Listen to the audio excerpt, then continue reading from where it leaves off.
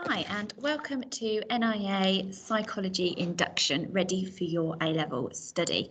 Obviously it's a little bit different to normal because you're not here in the classroom with me, but we're going to try our best. I'm Miss Fletcher and I currently teach on the Sociology and Psychology courses here at NIA.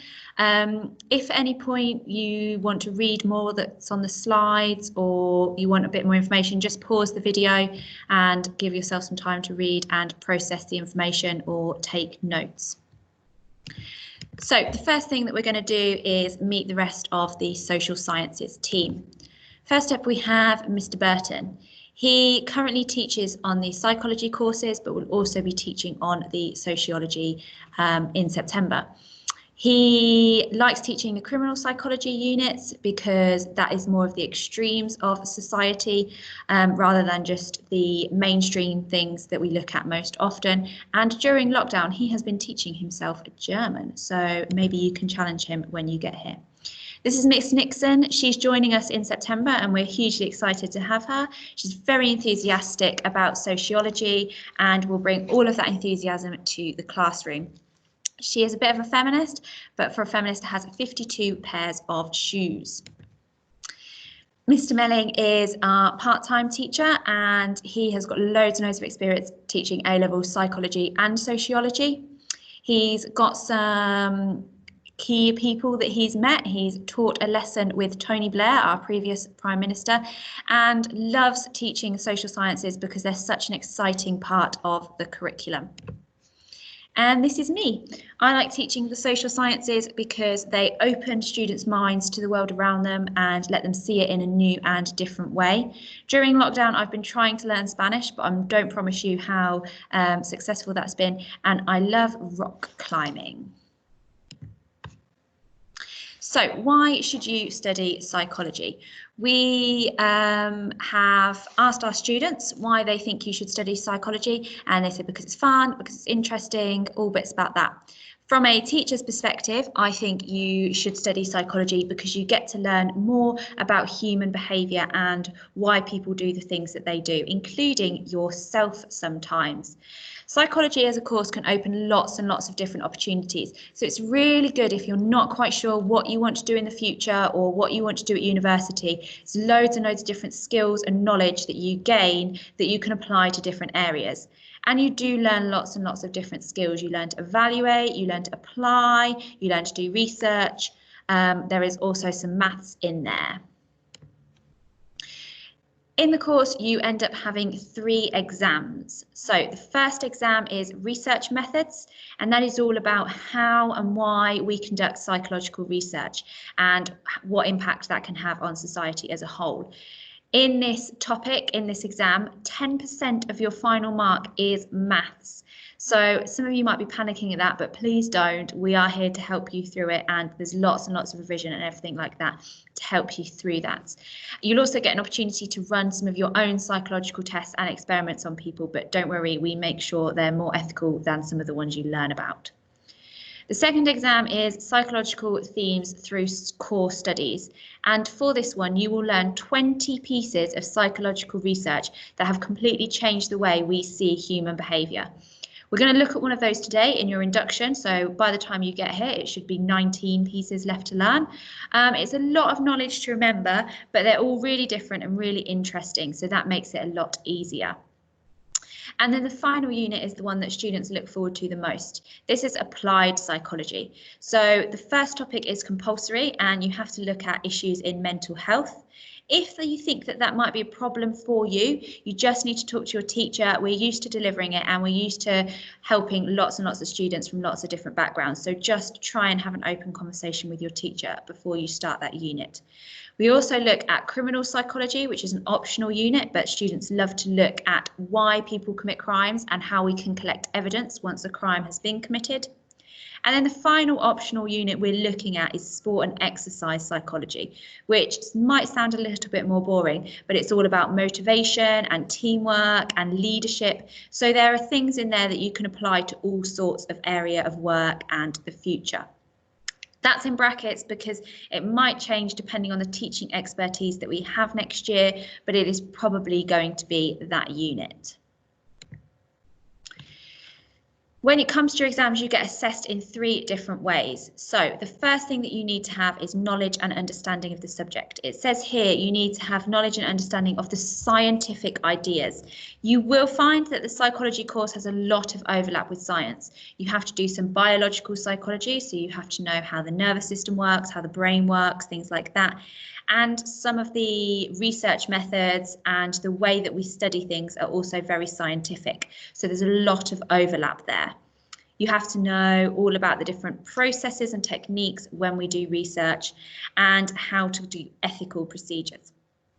Then you have to apply that knowledge to both theoretical and practical situations. So practical situations are you're going to go off and do your own research, and theoretical situations are examples of psychology in the real world or core studies that you have to look at. And you also have to use qualitative and quantitative data. So qualitative data is numbers and statistics, and quantitative data, is numbers and statistics, and qualitative data is all about words and opinions.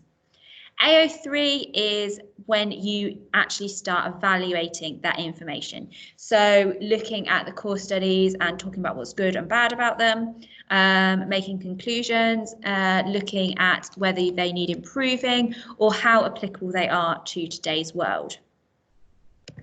If you'd like to get a little bit of a head start, these are the 2 textbooks that we use in school. You will be given copies of the first one to use and take home with you, but you will need to bring that back at the end of your studies.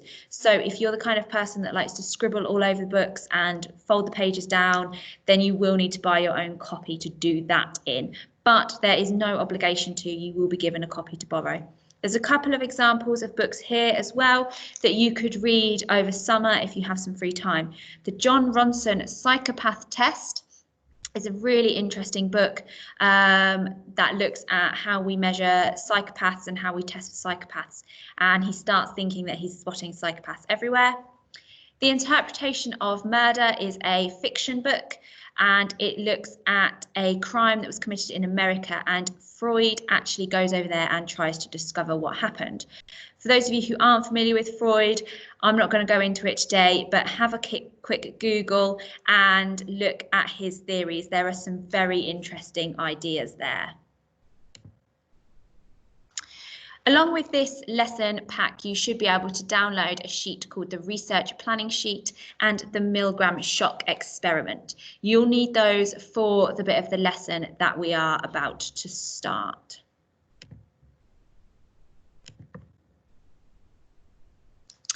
So we're going to do a short lesson introducing you to psychology and psychological research.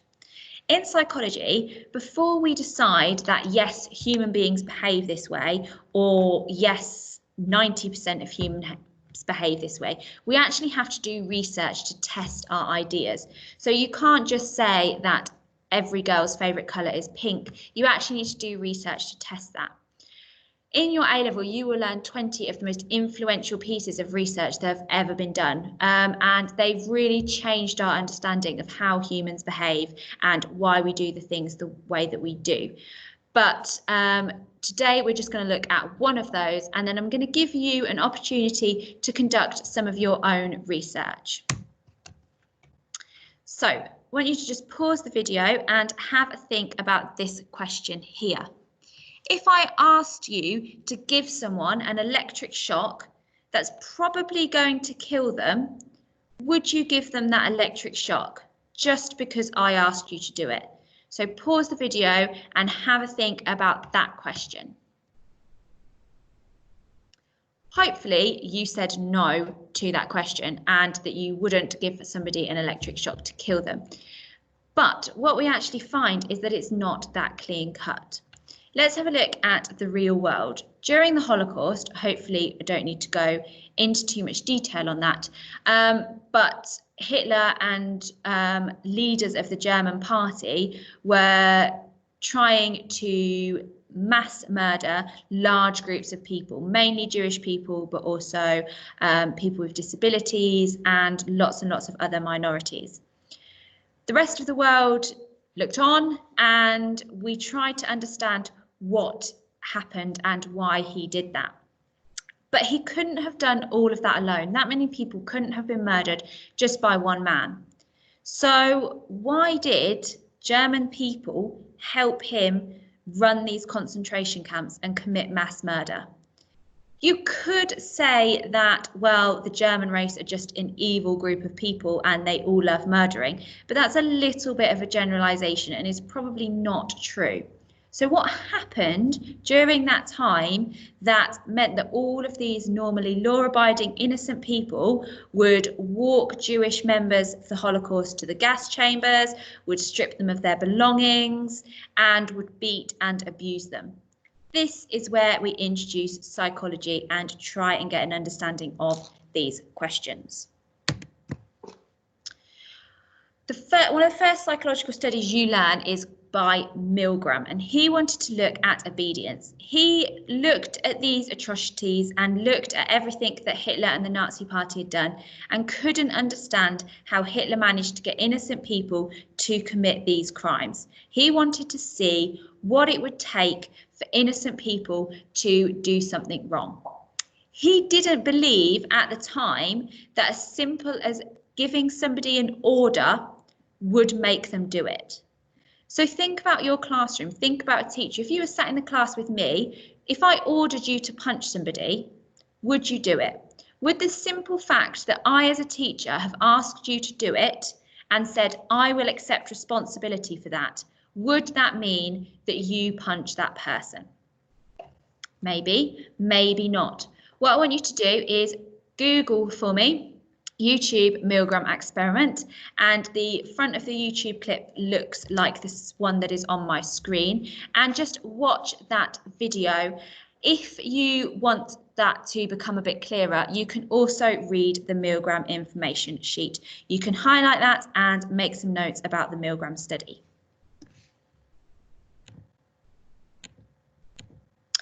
Some of the things that you should have picked up from watching that little clip is what Milgram wanted to do. So we've talked a little bit about that. He wanted to see if people would obey an instruction if it meant that they harmed somebody else.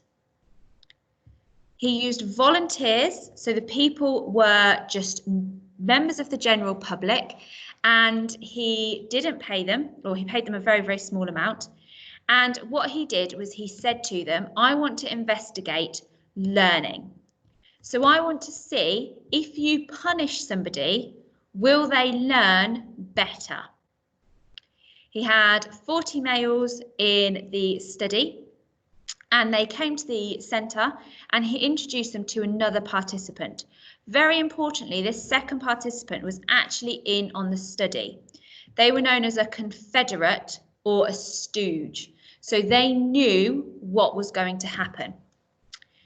The actual participant, the person who'd come in off the street, always got the role of teacher. So they knew that they were going to ask questions, punish the learner, and hopefully help them improve. They saw the learner, who remember is not an actual part of the experiment, be attached to an electric chair. Every time the learner got a question wrong, the teacher would give them an electric shock. Okay, and those electric shocks would go up and up and up, right up to 450 volts, which was labelled danger, severe shock. The learner's responses were actually recorded, so they kept getting the answers wrong, so the teacher had to keep giving them shocks. Now, obviously, these electric shocks were going up and up, and the learner was sounding more and more distressed. When the teacher said, I don't want to continue, I don't want to carry on, I'm hurting this person, or whatever they might say, the experimenter in the room would prompt them to continue, would say to them, you need to carry on. What they found is that 65% of the participants shocked the learner at 450 volts. What's interesting, if you listen to the recordings of the learner, is by the time it gets to about 300 volts, The learner has been screaming that they have a heart condition. They have been shouting that the volts are hurting their heart. And by 300 volts, they stop responding. As far as the teacher is aware, that learner is still attached to the electric machine and is unconscious or potentially even dead. He found out that 65% of participants, so most of the participants, would still continue to shock the learner up to 450 volts just because they were told to. So if we link this back to the Holocaust and Hitler, we could find that actually all of those soldiers that worked in the concentration camps did so just because they were following orders. We can also apply it to other situations. So, for example, in the army, people often blindly follow orders and don't necessarily think about their own actions or the consequences of their own actions. Milgram coined this the agentic state, when you are acting as an agent of somebody else. So because somebody else has told you to do that, you do not think for yourself and you do not think about the consequences of your own actions.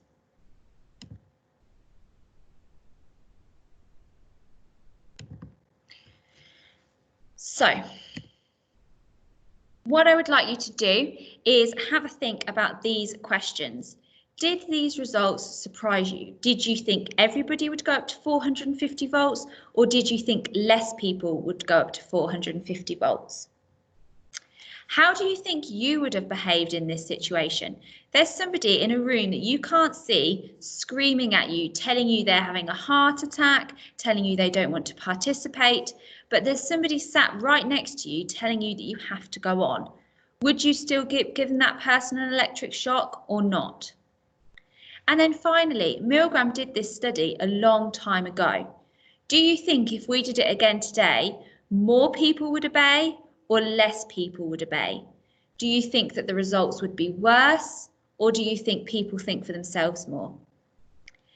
If you want a challenge, think about how we can apply these results to the real world, and also start to try and evaluate this study.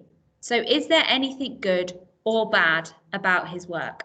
So pause the video and have a think about those questions. Some of the things you might have thought about, particularly with the challenge tasks, is, like I said, people in the army often follow orders regardless of thinking about their own activities. And good or bad about the study, well, it's not very ethical, and you probably wouldn't get away with doing anything like that today, because the participants that were doing it, even the ones that were committing the electric shocks, were having panic attacks and shaking and couldn't believe that they thought they'd killed another person. It's not a very ethical thing to do. It is good because it's taught us a lot about agentic state and we can apply it to the real world.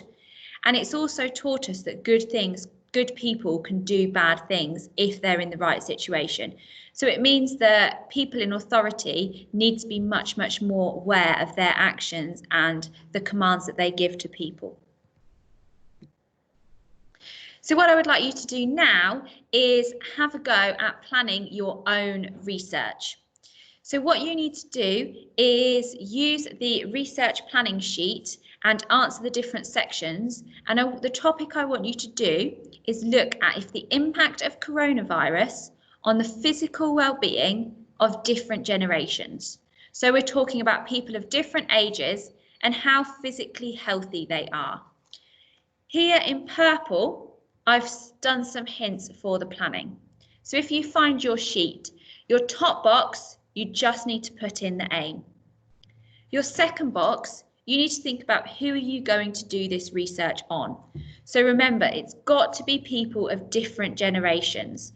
Are you going to look at grandparents and you, or are you going to look at parents? Do you have aunts and uncles? Remember, the bigger the sample, the more you can apply your results to different people. This box, you need to think about which one of these are you doing. Are you going to do an experiment? Are you going to create an environment where you test your participants.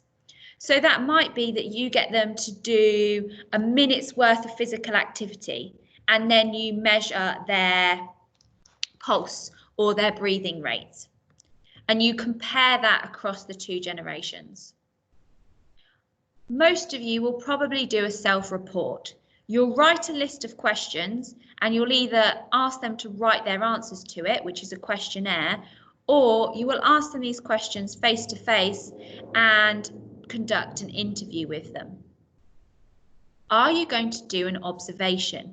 You could maybe observe them when they're going to do their physical activity and see how they are reacting. Or maybe you're going to do a covert observation. Maybe you're just going to generally watch them about the house and see how their behaviour changes. Maybe you're going to look at some secondary data. It might be that some charities or the government have already collected information to try and answer this question. Maybe you're just going to go online and use Google and try and find what other people have done and combine all of that information together. In this box, you need to outline exactly how you would conduct this experiment. I should be able to read this box and do exactly the same research as you in exactly the same way, maybe just with a different sample, but in my own home. And then think about any other resources that you will need. So if you're doing a questionnaire, you're going to need a list of questions. If you're getting them to go skipping, you're going to need some skipping ropes. Think about what else you might need. And again, if you're up for a challenge, think about other considerations. So, how easy is it going to be to analyse your data? Are you just going to have numbers, or are you going to have to analyse their worded questions? Is there any ethical issues you need to think about? You can't ask your people to run until they pass out and see how long that running is for, because it's unethical to ask your participants to pass out. Any other potential problems? For example, maybe you want to collect data from 50 people, but at the minute trying to see 50 people and collect data from them is quite challenging. So this for a challenge box is just think about any other issues you might encounter. And then if you would like to, you can have a go at collecting that research and doing that experiment. So that's a really, really quick introduction to psychological research and psychological studies. You're going to look, like I say, at another 19 of those pieces of research, and you're going to learn much, much more depth about what they did, who their sample was, and how their results have impacted the world since then. Over summer, I would like you to have a go at conducting some of your own research, and you can bring those results with you in September ready to talk about in the class. You could also have a look at the A-level transition pack for psychology, where there's lots and lots of activities that you could do. There are some books here that you could have a read of. These aren't compulsory to the A-level, and you're not going to be held back if you don't read them, but it's just if you're interested in the subject, you might also find these books interesting. Some films, if you're much more into films than books, lots and lots of films and documentaries aren't linked with psychology, but here are some ones that are particularly relevant. The Stanford experiment is a study that you will actually do in psychology. So if you can watch that, that will really, really help you in your Year 13 study. There's some TED Talks as well that talk about how we make decisions and how we can be happy and things like that, that you can have a watch of if you've not got as much time. And there's also some ideas here on how best to take notes. Being prepared in September with everything that you need and a way of taking effective notes from the start will definitely help your revision when it comes to the end of Year 13. If you want to do your own independent research, here are some of the topics that we look at: memory, obedience, and there are some for the applied psychology next year. So particularly issues in mental health or criminal psychology, you might find those quite interesting. You might have heard of MOOCs. These are online courses that are available for you to access as much or as little as you want. And these will give you a really, really excellent foundational knowledge. So if you have time and you want to do one of these things, but don't have time for all of them, a MOOC is the best way to go. If we've got museums open again, there are lots and lots of places that you could go for that. There is the Freud Museum down in London, the National Justice Museum, which I think our nearest one is Nottingham, and the Museum of the Mind, which if mental health interests you, that is the place to go. There is also Body Worlds Museum in London, which I was talking to my A-level students about just the other day. If you're interested in biological psychology and how our bodies work and how that impacts our behaviour. So as a summary, you could do some notes on some TED Talks, read one of the books, watch one of the films, or try a MOOC or go on a trip. Look forward to seeing you in September, and I hope you enjoy some of those activities.